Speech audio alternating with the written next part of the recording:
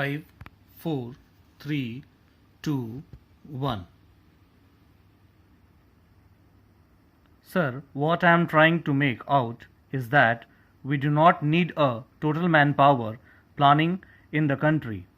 I hope it will be possible for the government to take it up.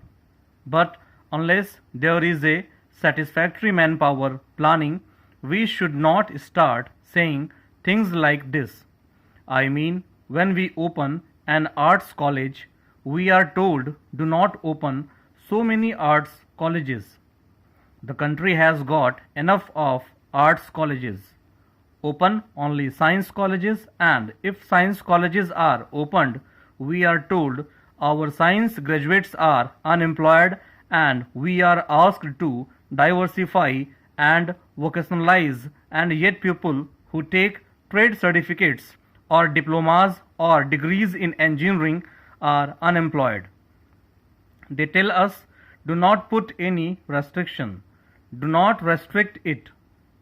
So the real problem is that there will be unemployment unless the economy gets momentum, and when the momentum comes, those who are unemployed will find employment. But what I would like to submit is that we must adopt a forward-looking policy. Suppose there is a recession and we immediately decide to cut down the facilities for technical and scientific education. The result would be that when the economy gathers momentum, we will take 5 years to produce the engineers that we need and the technical personnel that we require for the development of our country. Sir, there has been another difficulty.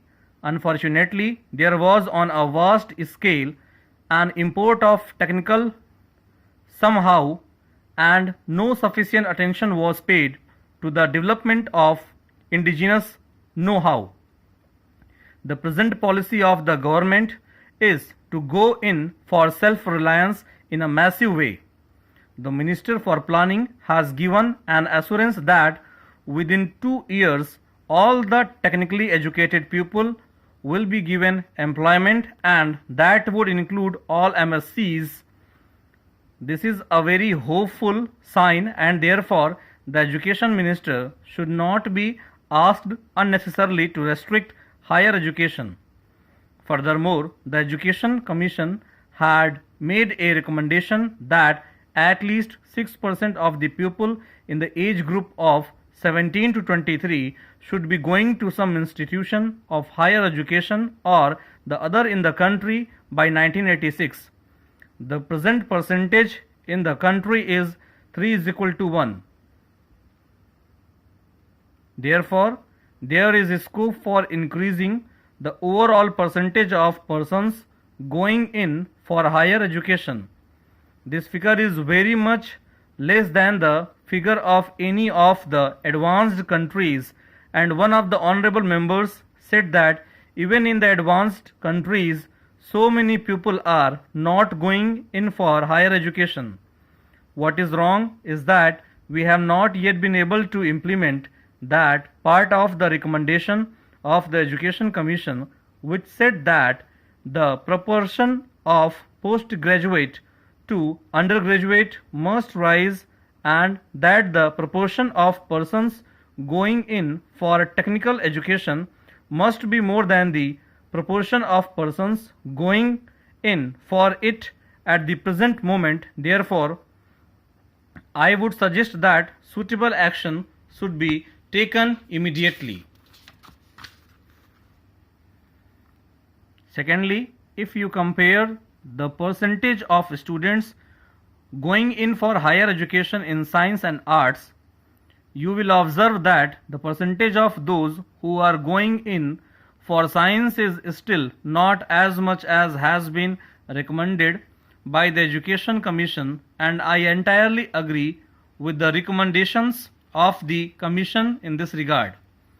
Therefore, there is a great deal of need for proper planning of higher education, and I hope that the Planning Commission will be taking up the matter in connection with the Ministry of Education, the UGC, the state governments, and that this would depend on the tempo of economic development and change.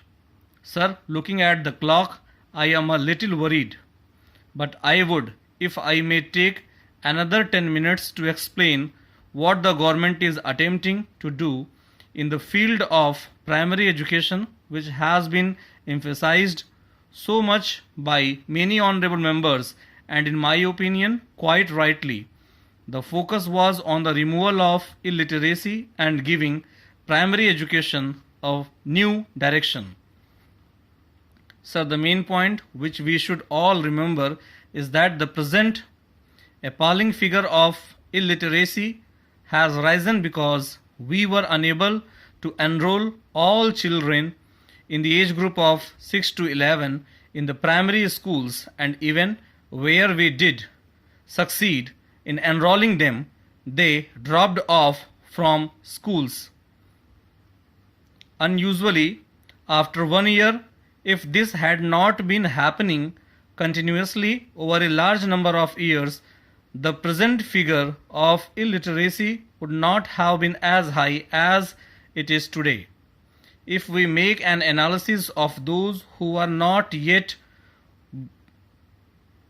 going today to the elementary schools in the age group of 6 to 11 years, we will find that the greatest shortfall is among girls, among the scheduled castes, among the scheduled tribes, as the two honorable members quite rightly pointed out, among those who want their children to add to the family income.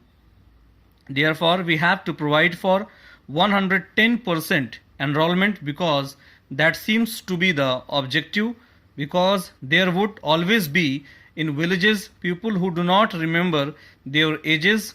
There would be some a little below, a few would continue after that age, and then there would be shortfalls occasionally. And if I may say so, our statistics given by village schools are not exactly as accurate as the figures given by a computer. Therefore, we must plan for 110% enrollment in the schools in the villages. Now this involves a new strategy. We have to take into account all the suggestions that have been made.